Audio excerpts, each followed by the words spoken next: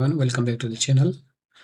If your fillable PDF forms are running slowly, freezing and taking too long to respond in Adobe Acrobat, don't worry, in this video I will show you a quick fix that can solve the problem in just a few seconds.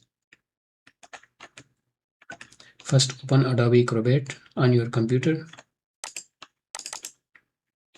Then click on the menu button in the top left corner.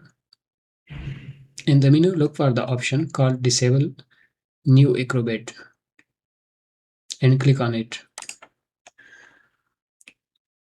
Adobe Acrobat will switch back to the classic version.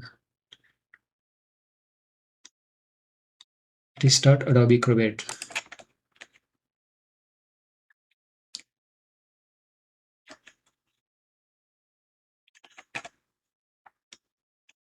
Now open your fillable PDF and check the form fields.